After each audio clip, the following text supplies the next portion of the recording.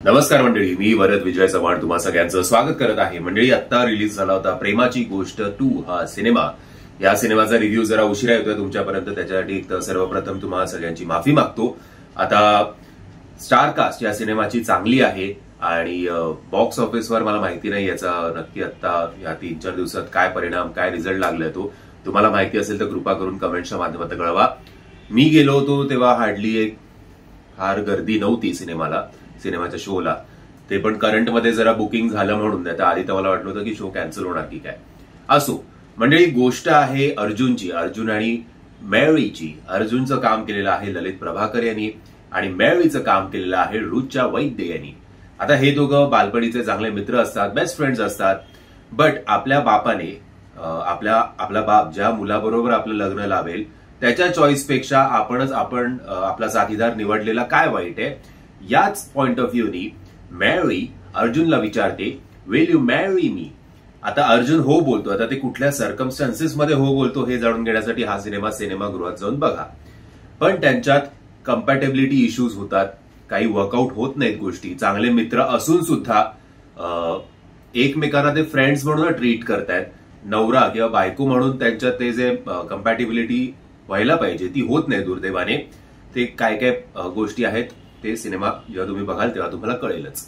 म्हणून हे लोक डिवोर्ससाठी आता अप्लाय केलेलं आहे. डिवोर्स अप्लाय केल्यानंतर त्यांच्या ललित प्रभाकरच्या आयुष्यात येतं अबुराव आणि बाबूराव. अबुराव यांचं काम केलेलं आहे स्वप्नील जोशी सरांनी आणि बाबूरावचं काम केलेलं आहे भाऊ कदम सरांनी. बरं, मीन वाईल लहानपणीचाच अर्जुनचा एक क्रश असतो आणि ती तिच्या आयुष्यात येते.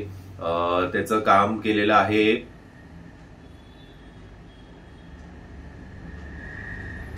रिधिमा पंडित यांनी आणि त्या कॅरेक्टरचं नाव आहे प्रिया. माफ करा, जरा नाव विसरलो मी म्हणून.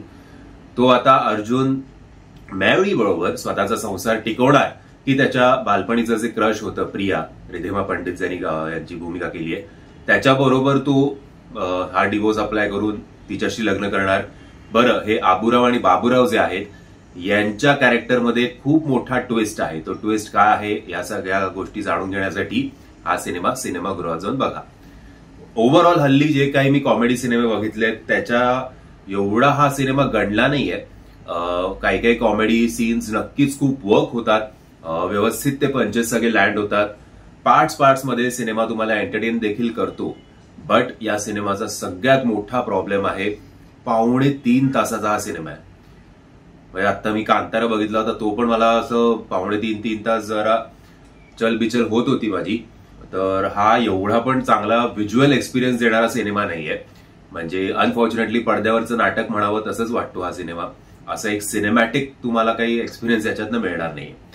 बट ओव्हरऑल बघायला गेलं तर स्क्रीन प्ले असतील, डायलॉग्स असतील ते अभिजित गुरु सरांचे आहेत. डायलॉग्स या सिनेमाचे चांगले आहेत. गाणी असं काही मला फार कुठली अशी लक्षात राहिली नाही ना. लोकेशन वाईज हा सिनेमा काही तुम्हाला चांगलं कुठल्या चांगल्या जागा दाखवतोय महाराष्ट्रातल्या असा काहीच भाग नाहीये. सो माहिती नाही, जर तुम्ही या सगळ्यांचे जे आता मोठी स्टारकास्ट आहे यांचे एकदम डाय हार्ड फॅन असाल तरच हा सिनेमा थिएटरमध्ये जाऊन बघा. नाहीतर ओटीटीवर जेव्हा केव्हा हा सिनेमा येईल तेव्हा नक्कीच तुम्ही हा सिनेमा बघून निराश तर नाही होणार.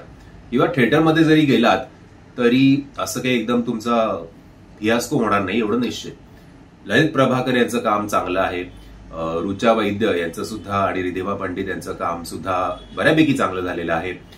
इकडे थोडे कमी पडलेले आहेत, थोडे माफ करा, लहान तोंडी मोठा घास घेतोय. बट स्वप्नील जोशी सर आणि भाऊ कदम सर यांच्या कॅरेक्टरमध्ये एक मोठं ट्विस्ट असून सुद्धा जेवढं स्ट्रॉंग सपोर्ट या दोघांकडनं मिळायला हवा होता तेवढा दुर्दैवाने मिळत नाहीये.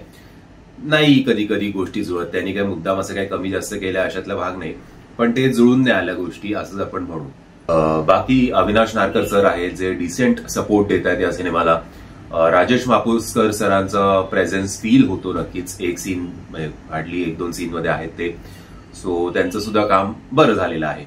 आणि सतीश राजवाडे सरांचं जे लेवल आहे डिरेक्शनची, अनफॉर्च्युनेटली त्या लेवलला हा सिनेमा पोहोचला नाहीये, कारण आपल्या मे बी जास्त अपेक्षा असतील त्यांच्याकडनं म्हणून. बाकी एडिटिंग मी म्हटल्याप्रमाणे की जर थोडं 15-20 मिनिटं कात्री मारता आली असती, 2.5 तास म्हणजे खूपच मजा नाहीये सिनेमा बघायला 2.5 तासाचा. So overall I would say की वन टाइम वॉच हा सिनेमा आहे. अगदी तुमचा भ्रमनिरास्त नक्कीच नाही होणार जर तुम्ही हा सिनेमा थिएटरमध्ये बघितलात तर. बाकी तुम्ही हा सिनेमा बघितला आहेत की नाही, जर बघितला असेल तर माझ्या मताशी तुम्ही सहमत आहात की असहमत आहात हे कमेंटच्या माध्यमातून कळवा. व्हिडिओ आवडला असेल तर लाईक, शेअर आणि चॅनलला सबस्क्राईब करायला विसरू नका. जय हिंद, जय महाराष्ट्र.